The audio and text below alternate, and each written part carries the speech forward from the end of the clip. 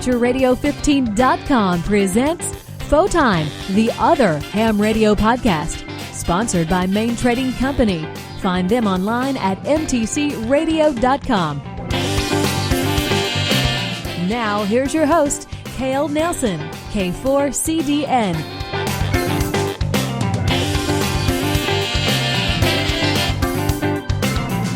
A little special edition podcast for you this time. Hey, it's Cale, your host, K4CDN. A few months ago, Jeremy, KF7IJZ, and I did a podcast, episode 2 it was, Solar Power and Field Day. We're still working on the after action report for the field day regarding all the solar power options that they had out there. But in that conversation, we mentioned, hey, Jeremy said, why don't I interview you for my YouTube channel? And in doing that, we can promote the podcast and we can create another episode for the podcast.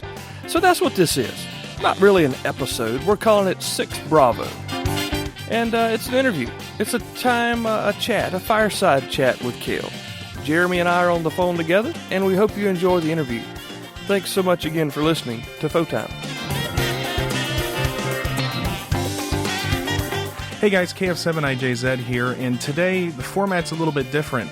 We are going to be doing an audio interview with Cale Nelson, K4CDN of the Faux Time Amateur Radio Podcast. Hopefully by the time you're watching this, I've come up with something clever to do to put images in the background or something.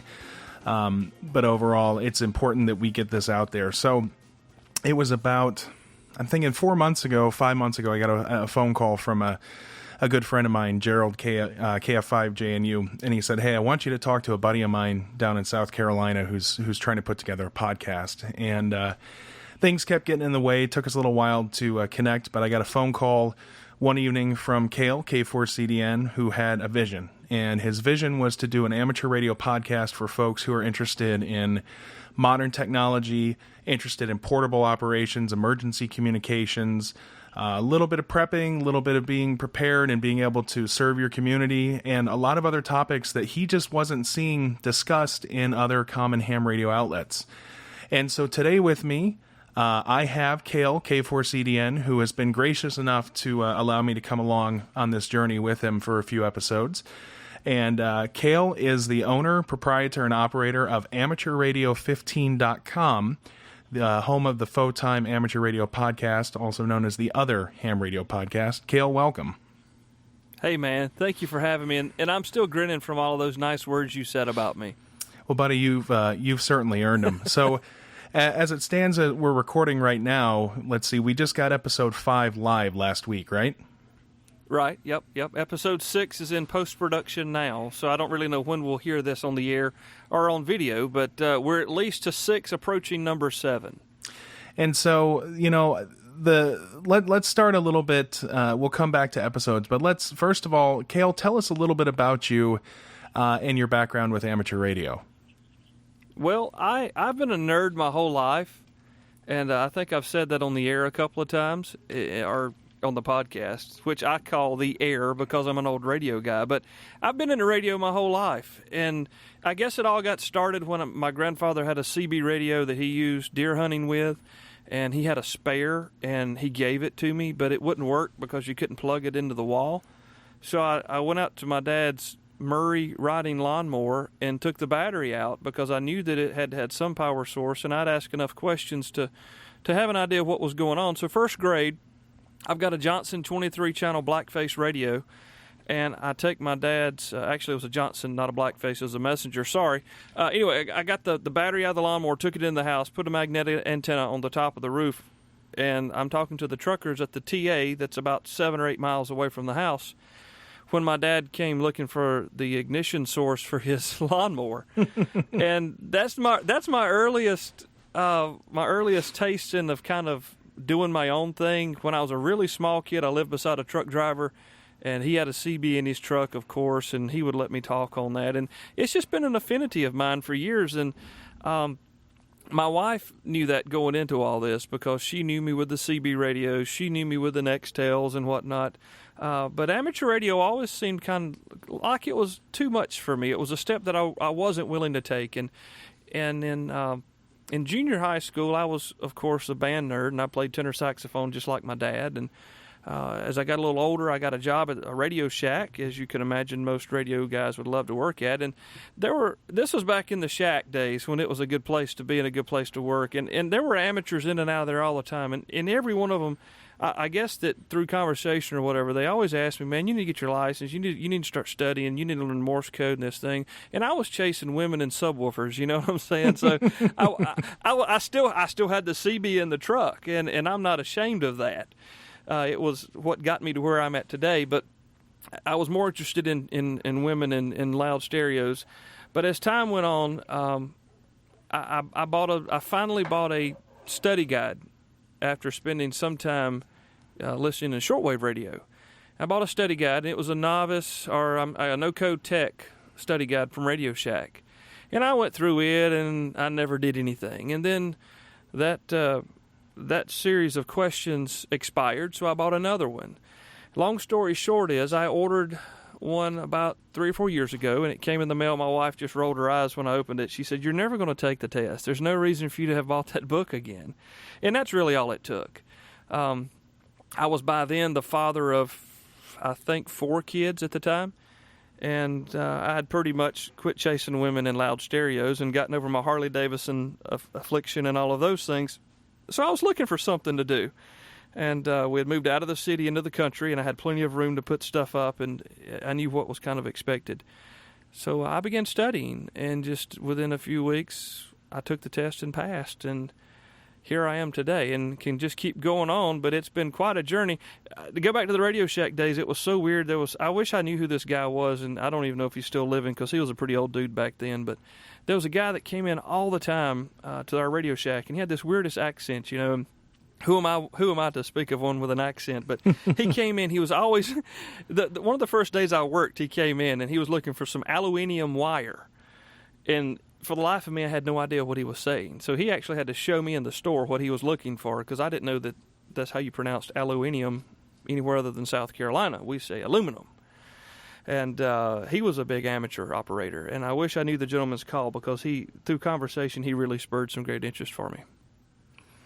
Well, very good. It's interesting how, sometimes as folks come into the hobby, you find that there were lots of opportunities for it to kind of creep into your life here and there along the way. So, you went through all that, you gave up the women, the motorcycles, the loud stereos, and you picked up a microphone and a transceiver and some wire. So what kind of operating do you enjoy doing mostly? Well, I don't want to say I enjoy it the most, but the most operating I do is on our 2-meter repeater locally. And reason being is I live way out in the country, and I have my shack in my barn, a real barn, like on a farm barn. That's where my shack is. And it's about 75 to 100 yards away from the house. So to come up here and operate, it takes a little doing. You got to get everybody adjusted in the house, and mom's got to be happy, and the kids are fed for the 17th time today, and no laundry has to be full. Those things. And you can just kind of sneak up, and you get like 30 minutes at a time. And I know I've got some friends here, some Elmers, that just can't believe that that's how my hobby is. But it's the truth. HF is by far my most favorite way to operate. 20 meters is my preferred band, and I really enjoy DX on 20. I also enjoy some digital modes when I have a computer that will agree with me and allow me to do that. But Olivia is my choice for digital. I enjoy PSK31 as well, but I like Olivia because that's what a lot of my buddies use. But I really dig 20, and I've had contacts all the way up and all the way down. 10 meters is fun in the truck when it's a contest day, and not a lot of fun any other time for me personally, mainly because the kids are too loud. But past that, I really enjoy. But I know a lot of people. I talk to a lot of people online, and in the podcast stuff here about their local clubs. And, they have a really bad local club where they're located. And I feel so sorry for folks like that, because, and my local guys probably aren't even listening to this, but we have such a great group here locally in the upstate of South Carolina that I feel bad for folks who don't have that type of ham community where they're at. We have a tremendous repeater It's got just massive coverage for our area of operations here, and we all get along and have a lot of fun together. So I said a lot to just say HF in 20 meters. No, and that's good. I mean, having a good club is certainly a good source of inspiration, a good source of ideas, techniques, and a good place for fellowship and sharing knowledge and operating with other folks that share an interest in the hobby. So you operate, you have a shack. I don't even have a shack. My shack fits in a bag, as most of you guys have seen. I have to go out into the country somewhere in order to play radio because there's a 40 over noise floor here where I live in my apartment. So you have this stuff. You have an interest in amateur radio. You've got a great club. You have a wife who sometimes lets you play with your radios. So tell us, how did the Faux-Time podcast kind of come about? How'd you make the jump from getting on the air and talking to folks on 20 to getting on the internet and talking to folks? Wow, that's a good question, Jeremy. It goes back again to my childhood. I've just always loved radio, and even what minuscule understanding I have of it, it still just enamors me. And that sounds so ridiculously retarded to my wife and friends that I have who are not in amateur radio, but it's just really cool to me to know that I've got a wire out here that's about 8 feet above the ground, it's 70 some odd feet long, and I've talked to a dude in Japan with it. I mean, that just blows my mind. Because it's not supposed to work, but it did at least once. What got me into amateur radio, we've talked about. What got me into Faux-Time podcast was I've always been into music as well, which is, the other side of radio is music. And I had an opportunity to join a local low-power, non-commercial FM radio station as they were getting off the ground just a few years ago. Well, it's over 10 years ago now. But anyway, I came in kind of on the bottom floor, and I was doing some shows with them, and I was doing some airtime. And I got around to being the program director of the station. I was programming the station, picking and choosing the music and making the friends in the industry. Absolutely just wholeheartedly loved it, but it was just destroying my time at home. Even with it being almost like a non-paid volunteer kind of gig, my heart was in it, and when your heart is in something, it kind of takes your focus away from the things that are really important, like your wife and kids. But I worked in non-commercial radio, and loved being behind the microphone, loved being able to talk to people, loved being able to share myself with other people. So when I backed off of the radio station, I resigned from the station completely just to focus more on home and our kids' education. I was good for about a year and a half, and I started getting real antsy and wanted something to do. I wanted to be heard again, and that may sound conceited, or you take it for whatever it's worth to you, but I felt like I still had something to say. So I got to kicking around, what am I going to do? I'd even started talking about doing a Part 15 AM station here at the house just to like talk to myself on the radio down at the house from the barn. But that just goes to show you the level of, when you want to say something, you're looking for an avenue. So I started, for some reason, I've always enjoyed Ken Blanchard and Blanchard Media Group, and would listen to Ken's podcast. And somehow I was Googling him one day and stumbled over this guy named Dave Jackson from the schoolofpodcasting.com. And Dave, he's like a podcast coach. He does all these videos that I don't get to watch down here on my internet connection, but he does a lot of great stuff. He does podcasts all the time about podcasting. And I was like, wait a minute, I could do that. Now, what am I going to do it on? I've got a voice, I want to talk. And I was like, heck, man, I know that there's a couple of ham radio podcasts out there, but I've never listened to them. And there's no offense to any of the other guys. I've never listened to them. So with that, I said, well, why don't you just start your own? And it was going to kind of be just a small thing for a limited number of people to kind of, rib each other throughout the week with. But some encouragement from guys like Gerald and Greg and Paul. They were all pushing me, man, this could be bigger than just us. Why don't you go and make it for everybody in the amateur community, which I'm really thankful that they did because it's been accepted really well. And that's where Faux-Time came from. I had already started working on the artwork. I was paying someone to do the artwork for the show and had already settled on the URL and the name of the program. and then all this encouragement came to grow it larger, and I could not back off of what I had already done because I'd already got ready to say it. So I kept it Fotime. I've kept it amateurradio15.com, and that's how the podcast came. I just wanted something to say and somebody to say it to, and I've said from the beginning, episode 1, the first thing I said is I'm not the smartest guy in ham radio. I'm not the brightest bulb in the box. I don't intend to be. I don't want you to think I'm trying to be, but I want to bring the listener, I want to connect them with the people that are. And if they're not the smartest people, at least they've got a lot of great experience that they can share with someone else as well. So I'm just it's like a morning show. You got a host of the program, and you got these really smart, beautiful people who come in and talk about smart, beautiful things. Well, we're ham nerds, so we're not really beautiful, but we got the smart stuff. So, I'm just here. I'm here to make people grin and make others look really good, and to share their experiences with the hobby that I've loved for years without even being involved. To share that hobby, especially with new folks who are coming in who really don't know which way to go.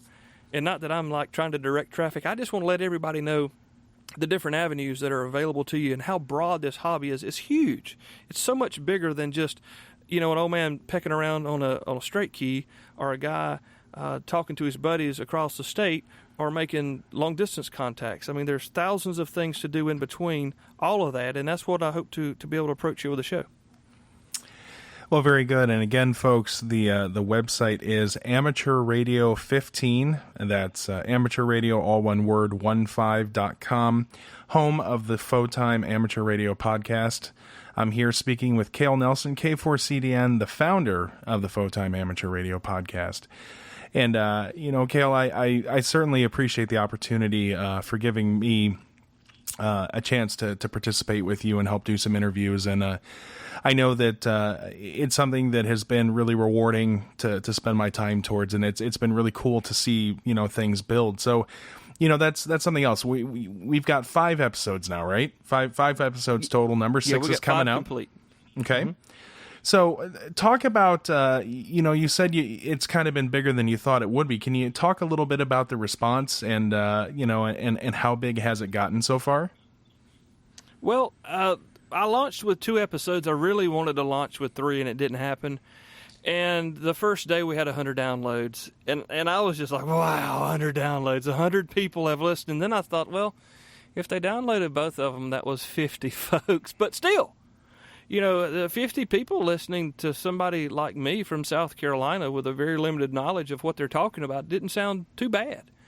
And it spiked, and then it crashed, and then we released episode number 3, and it spiked again, and then it crashed. And when I say crashed, I mean it went from, I think the lowest day we've had is maybe 9 downloads, and that was really early on. But I think with our last episode, we had 201 downloads the first day that it launched, and that was pretty cool. I don't know what these other guys are getting. I know that in the podcasting community, I get 1,000 downloads a day or something.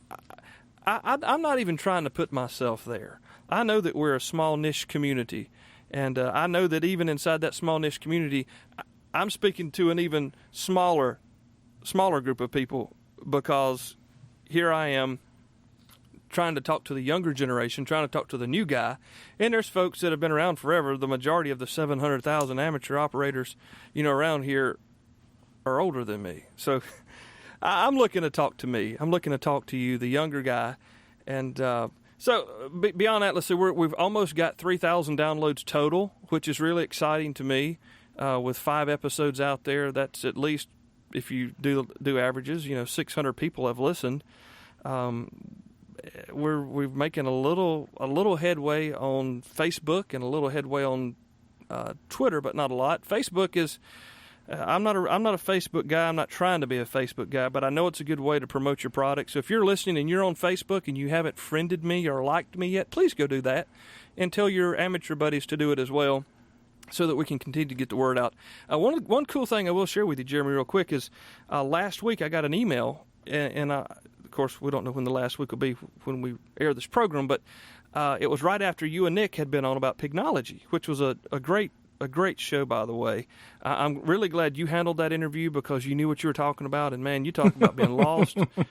It would have been a sad, sad show with Kel, but you did a great job, and Nick was a lot of fun to listen to, and thanks again, Nick, if you're listening, for your coupon code that you can find on the Photime website. But listening to that, the next day I got up, and there was an email from a gentleman in California. Please don't ask me to pronounce his last name.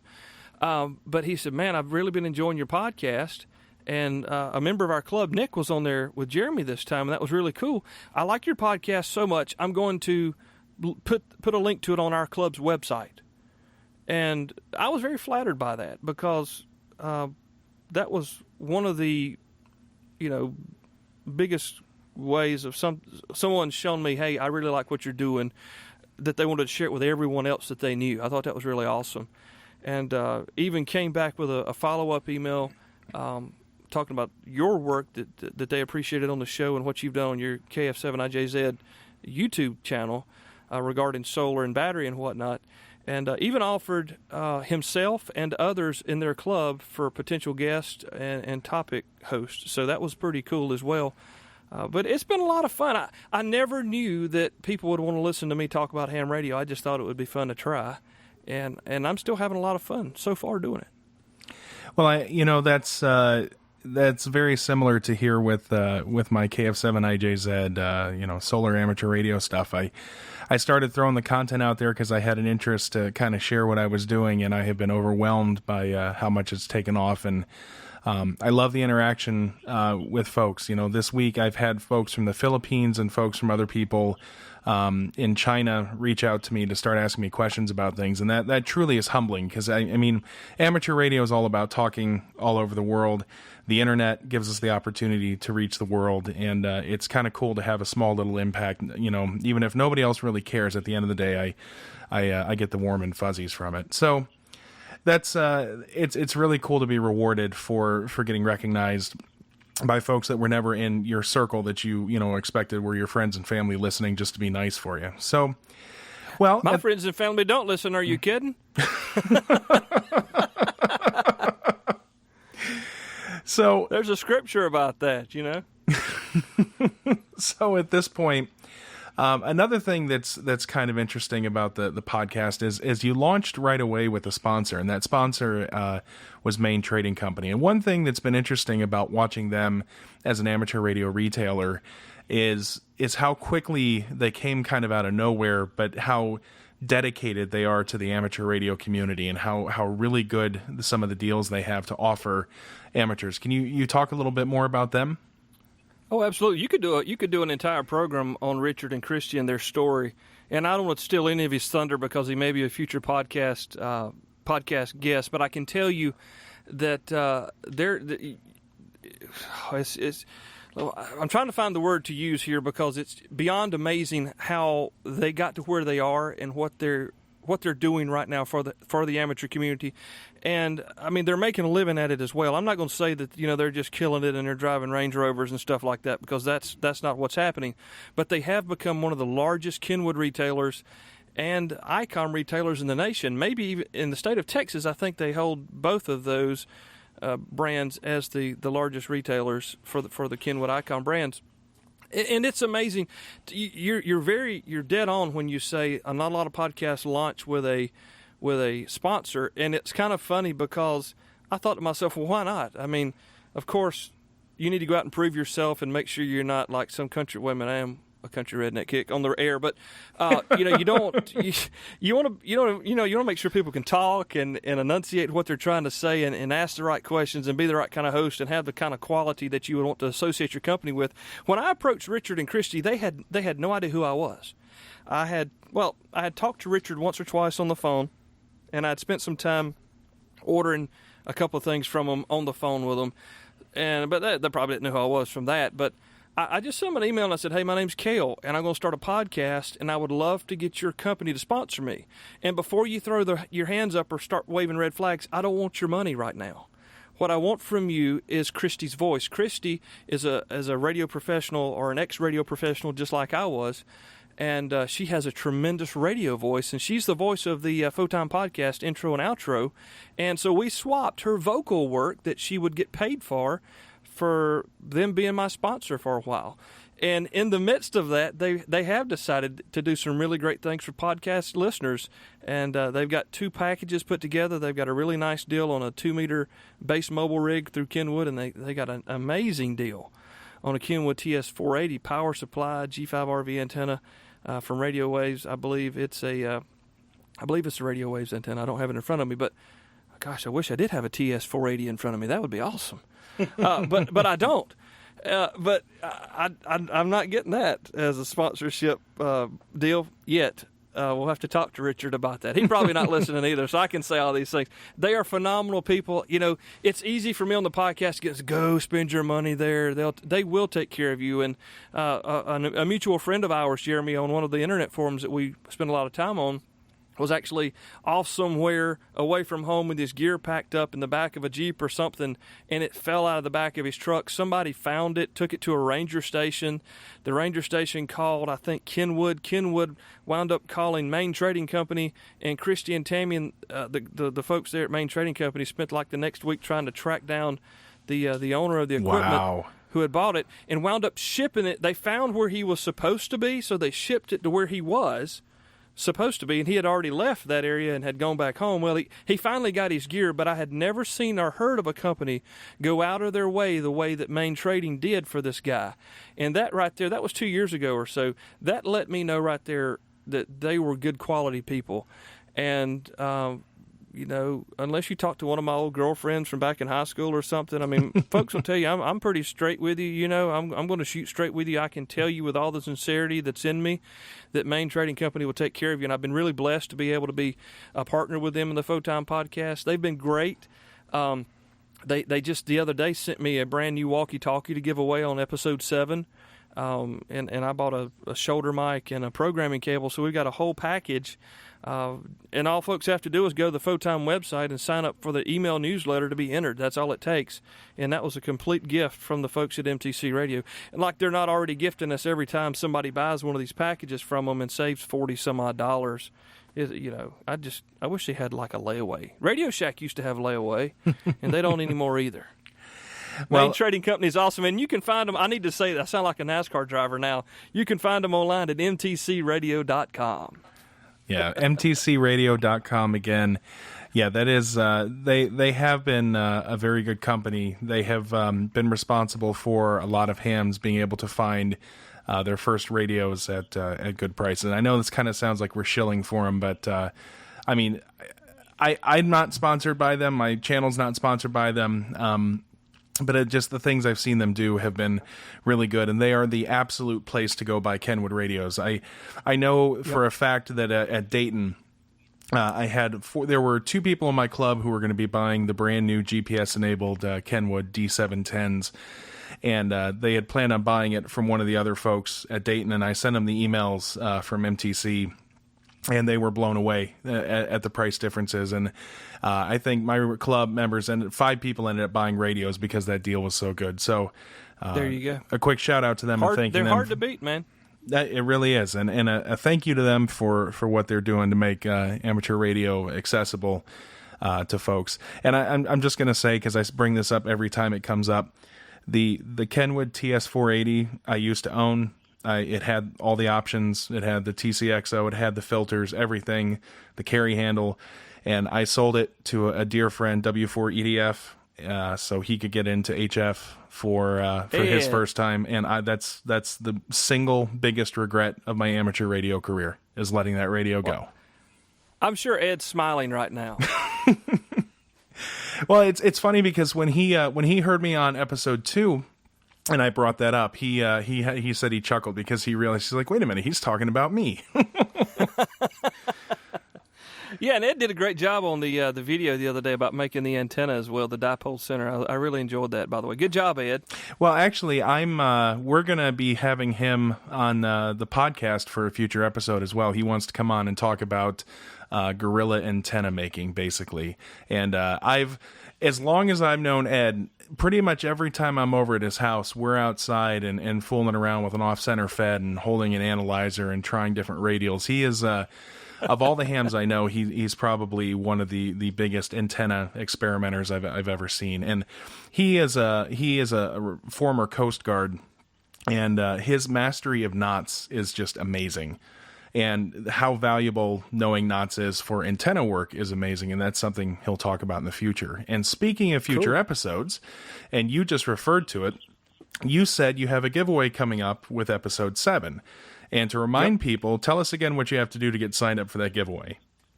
Well, you simply go to amateurradio15.com, and there's a little box up on the right-hand side that says sign up for our newsletter. And you enter your first name and your email address, and I'm not going to spam you or fill your box full of anything, but it's a newsletter sign-up kind of a deal, and we'll be doing newsletters probably as our new episodes release, but at this time right now we're using it solely for a registration form, if you will, to give away our Osheen HT. And look, I don't want an Osheen. If you don't want it, you don't have to take it, man. I've got 2 that have worked great for 4 years. I'll keep it.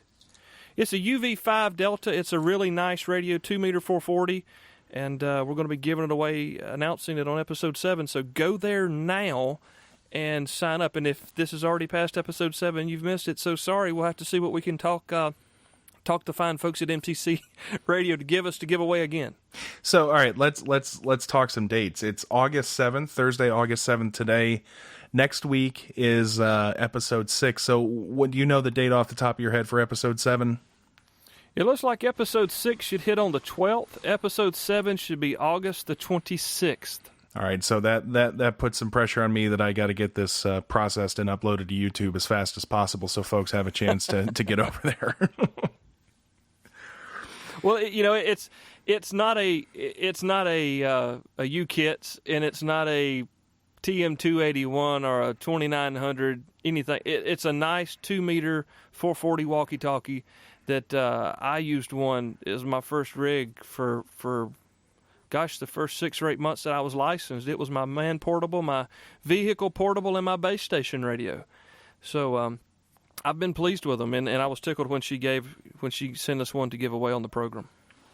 Well, speaking of future episodes, what are some of the other episodes that may be coming down the future? What are some other topics that we can expect to see throughout the rest of the year? Well, Ed Cope is sitting over in the desert of Afghanistan right now, waiting for me to Skype him to chat about his work with his KX3 iPad, his latest pigtail. I think he just got in the mail this week. And we're going to talk to Ed via Skype from Afghanistan and talk about his JT65 work.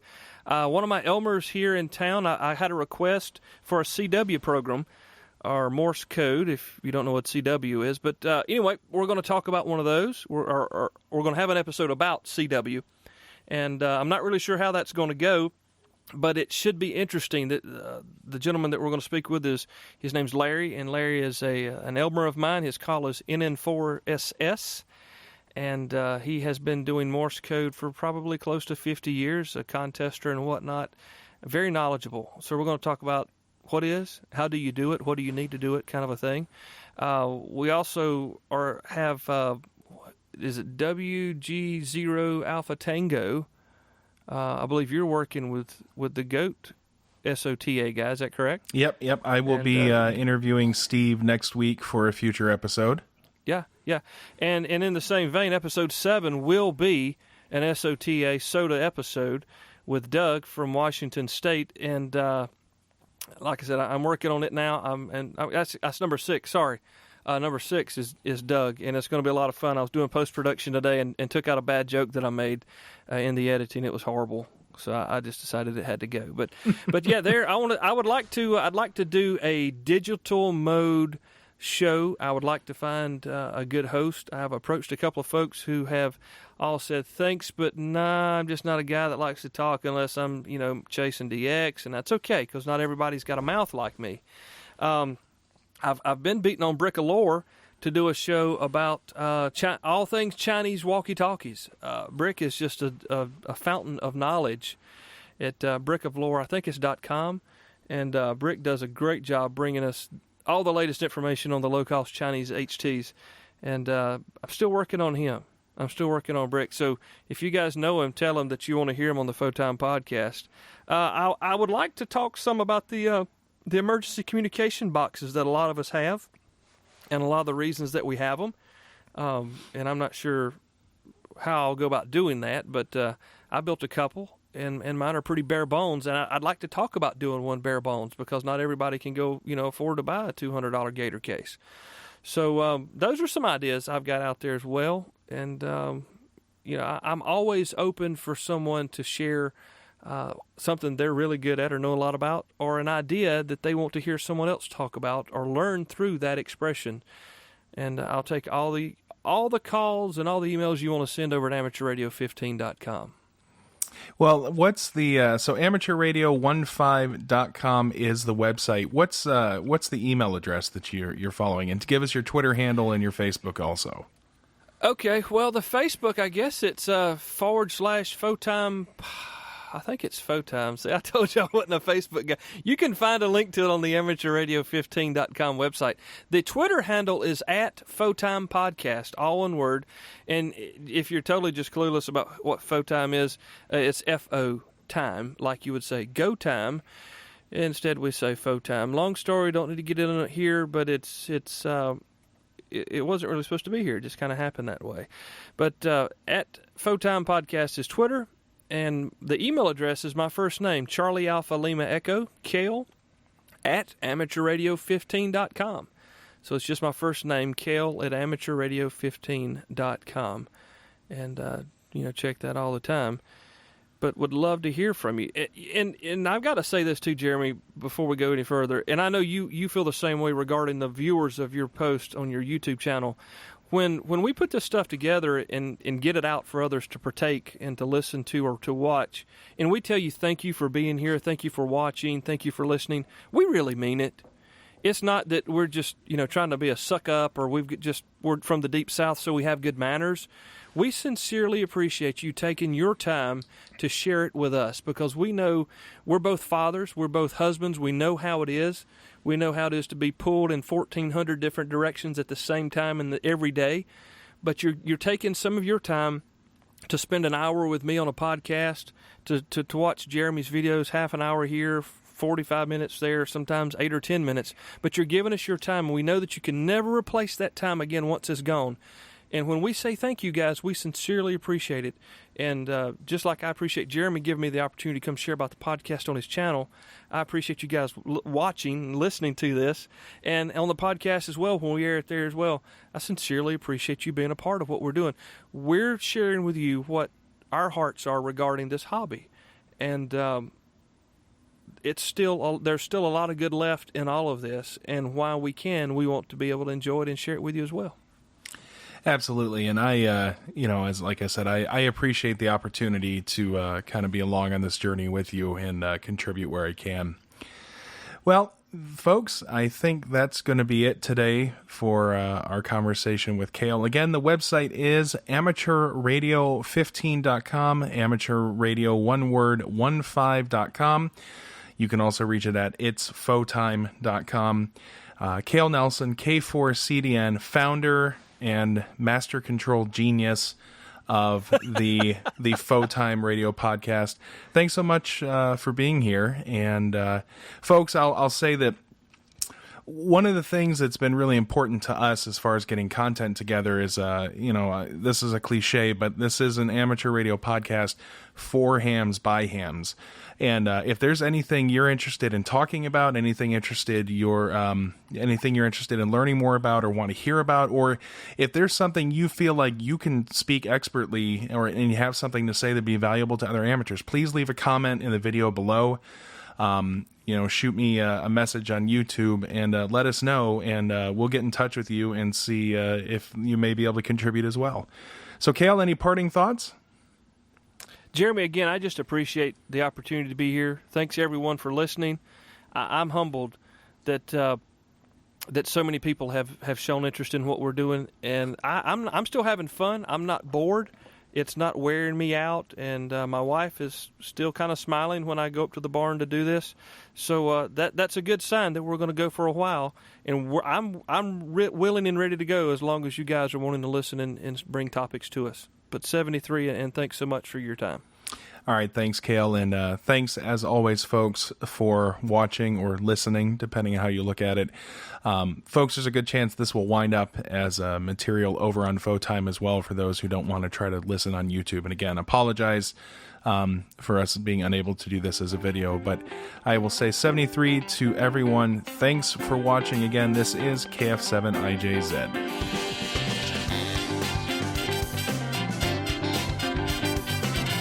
And that wraps up the interview, episode 6, Bravo, and we still have a lot of exciting stuff to come.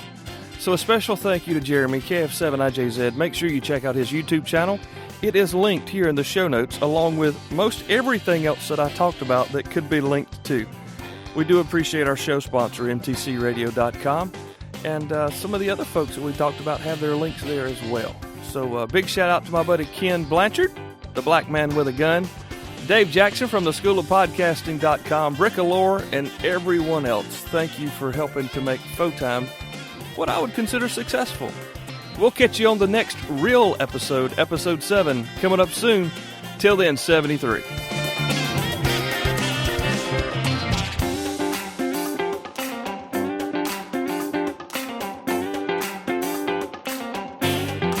Thanks for downloading, listening, and subscribing to AmateurRadio15.com presents Photime, the other ham radio podcast. You can find our past episodes, web links, and more at AmateurRadio15.com. That's AmateurRadio15.com. Follow us on Twitter at Photime Podcast. And remember to visit our show sponsor, Main Trading Company, at mtcradio.com. Till next time, 73s.